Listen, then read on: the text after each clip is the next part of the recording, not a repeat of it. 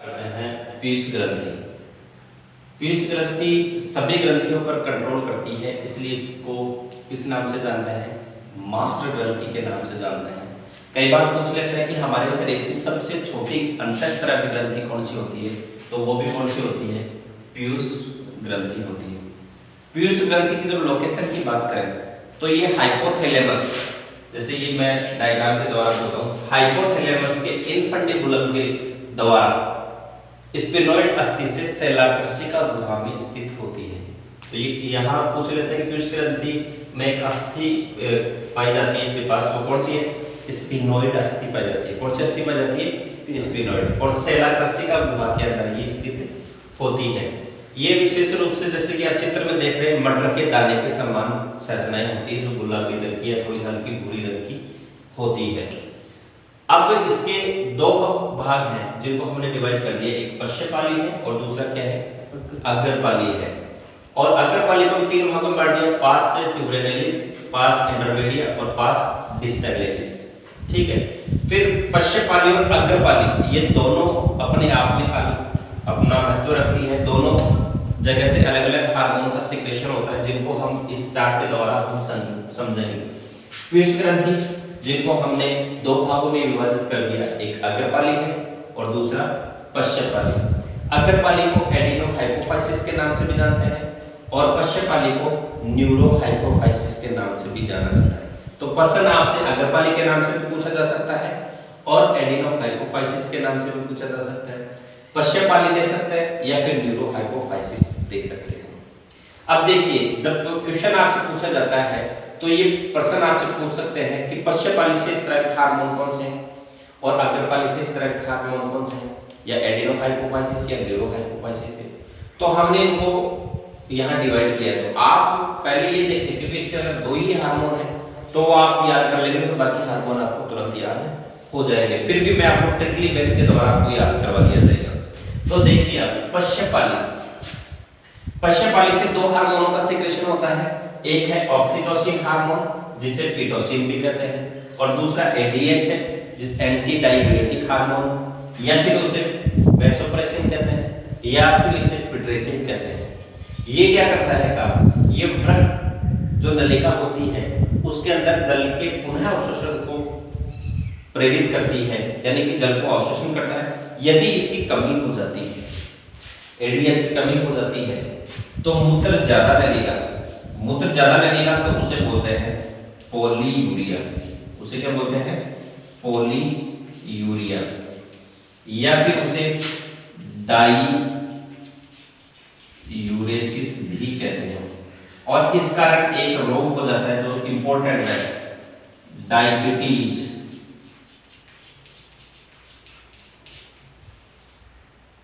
Insipidus.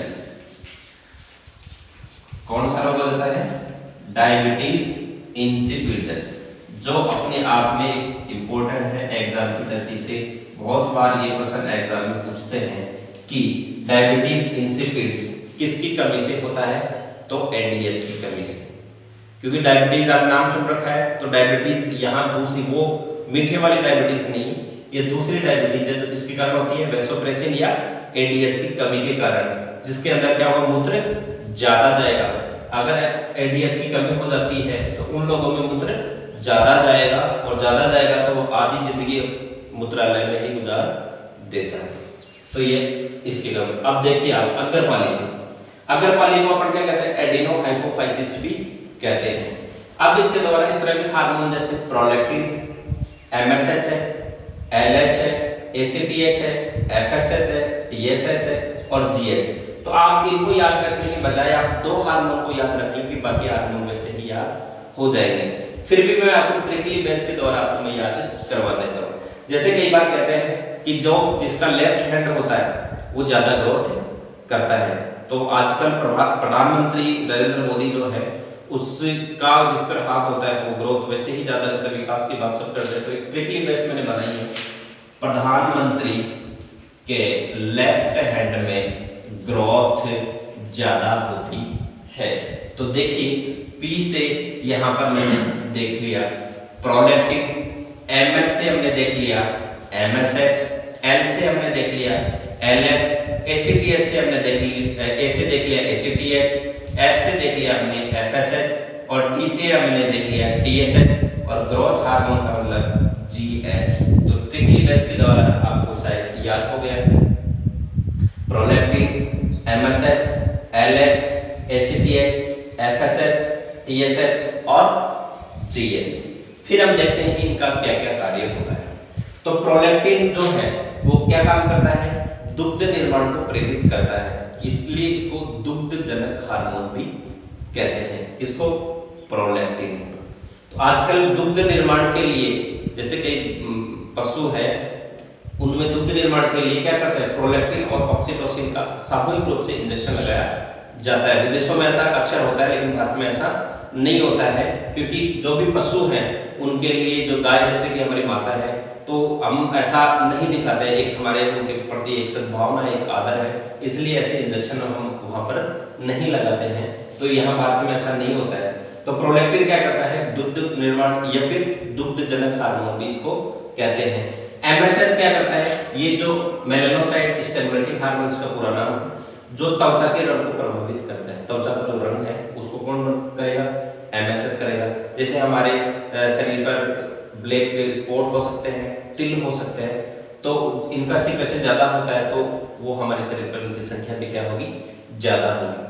LH जो है जिसको ल्यूटिलाइजिंग हार्मोन कहते हैं, तो जब अंडोत्सर्ग की क्रिया होती है उस कंडीशन में LH का सीक्रेशन क्या हो जाता है, बढ़ जाता है। जब मेंस्ट्रुअल साइकिल आता है या आत्म चक्र आता है महिलाओं के अंदर, तो उसके 14वें दिन LH जो है उसका सीक्रेशन या लेवल जो है 14वें दिन सबसे टॉप मोस्ट क्लाइमेक्स पे रहेगा, इसलिए उसको LH सेल्स भी कहते हैं। उस कंडीशन में अंडोत्सर्ग की क्रिया हो जाती है, तो LH जो है वो क्या करता है, अंडोत्सर्ग में महत्वपूर्ण भाग निभाता है। ACTH है एड्रेनोकार्टिकोट्रोपिक हार्मोन, जो एड्रिनल ग्रंथि के कॉर्टेक्स भाग से हार्मोनों के स्रावों को प्रेरित करवाता है। FSH है फॉलिकल स्टिमुलेटिंग हार्मोन, ये क्या करता है, फॉलिकल यानी कि जो पुट्टिकाएं होती है अंडाशय के अंदर उनको प्रेरित करता है, और युग्मक जनन के लिए भी ये क्या करता है, प्रेरित करता है। TSH बहुत बार परीक्षा में पूछ लेते हैं, TSH थायराइड स्टिमुलेटिंग हार्मोन, तो ये क्या करता है, थायराइड ग्रंथि के वृद्धि के लिए, थायराइड ग्रंथि के परिपक्वन के लिए, और थायराइड ग्रंथि के द्वारा एक हार्मोन सीक्रेशन होता है थायरोक्सिन, जिनकी कमी से जैसे आप कहते हैं कि गले में स्वेलिंग आ जाती है, सूजन आ जाती है, गलगंड जिसको या घिंगा रोग बोलते हैं, तो इनको प्रेरित करने का कार्य कौन करेगा, TSH करता है। इसके बाद में है GH, जिनको ग्रोथ हार्मोन कहते हैं या वृद्धि हार्मोन भी कहते हैं, तो इनके अधिक स्त्रावण से व्यक्ति लंबा हो जाता है और कम स्त्रावण से व्यक्ति क्या हो जाएगा, बौना हो जाता है। तो ये GH क्या करता है, शरीर के विकास के लिए, शरीर की वृद्धि के लिए भी क्या होता है, उत्तरदायी होता है। जैसे मैं आप यहाँ GH के कार्यों की बात करें तो यहां मैंने कह दिया कि ये अल्प स्त्रावण और ये अति स्त्रावण। अल्प स्त्रावण से क्या होगा, अति स्त्रावण से क्या होगा। तो अल्प स्त्रावण जब होगा तो बच्चा क्या रह जाएगा, बौना रह जाता है। क्या रह जाता है, बौना रह जाता है। ड्वार्फिज्म बोलते हैं इसको, क्या बोलते हैं उसको, ड्वार्फिज्म बोलते हैं, यानी कि उसको क्या बोलते हैं, बौनापन। क्या रह जाएगा, बौना रह जाएगा।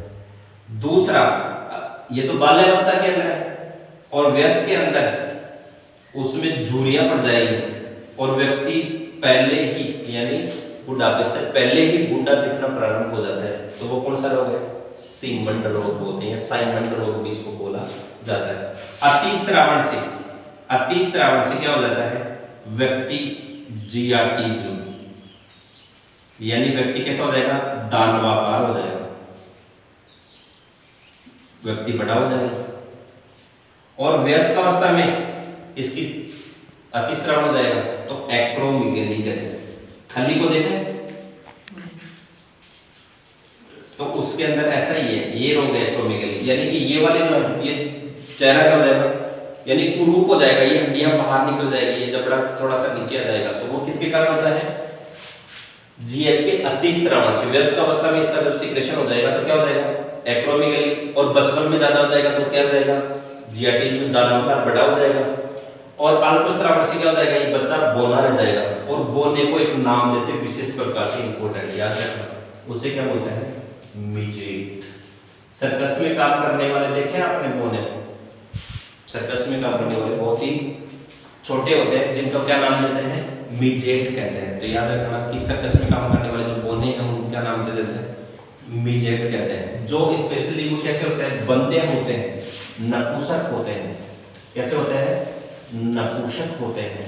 अब ये बताइए कि उनके अंदर दिमाग का विकास कम होगा या ज्यादा होगा। दिमाग अगर नहीं होता तो काम नहीं करता, इसका मतलब दिमाग कम नहीं होगा, दिमाग उसके अंदर क्या रहता है, सामान्य रहता है। तो हमने देखो जीएच में हमने देखा, तो एक ट्रिकली बेस के द्वारा मैं याद करवा देता हूं आपको। जैसे ये जी, इसको किससे करा, एफ से, इसको ए से, और इसको ये डॉर्फिन डी और ये जी। तो अब बताइए जब जीएच का लेवल कम हो जाएगा तो व्यक्ति बहुत ही बोना रह जाएगा। तो नहीं कहते क्या, वो घसड़ घसड़ चलेगा। कैसे चलेगा वो, घसड़ घसड़। तो मैं आपको ये ट्रिक बता देता हूँ, क्या है, GASD। तो कैसे चलेगा वो, घसड़ घसड़ के चलेगा। तो आप देखो जीआरटीज्म, जी से जीआरटीज्म, ए से एक्रोमेगली, यानी कि ये तो क्या है, अतिस्रावन से, और सीमंड और ड्वार्फिज्म ये क्या है, अल्पस्रावन से होगी। तो देखिए पीयूष ग्रंथि के बारे में हमने चर्चा किया। अधिकतर अब MSH LH ये इनके कमी से या जो अलग अलग ग्रंथियां हैं उन पर काम करेगा, तो कमी के जो होने वाले रोग हैं हम वहां पढ़ेंगे। और एक चीज इसके अंदर बच गया, ऑक्सीटोसिन, इसको दुग्ध स्रावण हार्मोन भी कहते हैं, यानी दुग्ध प्रेरित करने वाला हार्मोन भी कहते हैं। एक विशेष प्रकार के नाम से भी जानते हैं, इसको प्रेगनेंसी हार्मोन बोलते हैं। इसको क्या बोलते हैं, इसे प्रसव हार्मोन भी कहते हैं। क्योंकि जब डिलीवरी होती है उस कंडीशन में ऑक्सीटोसिन हार्मोन का लेवल क्या हो जाता है, बढ़ जाता है। तो जब इसका लेवल बढ़ जाएगा तो पेट के अंदर क्या होगा, क्रमानुकुंचन गति करवाएगा। तो यहाँ से प्यूबिक सिम्फाइसिस जो है उसको शिथिल कर देता है, और प्रसव के लिए क्या हो जाता है, सावधानी या फिर इजीली हो जाता है। जो इसलिए ये क्या करता है, शरीर में क्या करवाता है, जो पेट दर्द होता है जिसको प्रसव पीड़ा के नाम से जानता है, तो वो कौन करवाता है, ऑक्सीटोसिन करवाता है। यदि ऐसा नहीं होता है तो डॉक्टर ऑक्सीटोसिन हार्मोन का सिक्रेशन, ऑक्सीटोसिन हार्मोन का क्या देते हैं, इंजेक्शन देते हैं, जिससे कि प्रसव पीड़ा हो जाए और प्रेगनेंसी इजीली हो जाए। अगर ऐसा नहीं होता है, इंजेक्शन भी कार्य नहीं करता है, तो क्या करता है डॉक्टर, सीजेरियन के द्वारा डिलीवरी करवाता है। तो आज हमने देखा पीयूष ग्रंथि, तो जरूर आपको समझ में आया होगा। तो नेक्स्ट वीडियो के अंदर अलग अलग ट्रिक के माध्यम से आपको ग्रंथियों और स्रावित होने वाले हार्मोन के बारे में चर्चा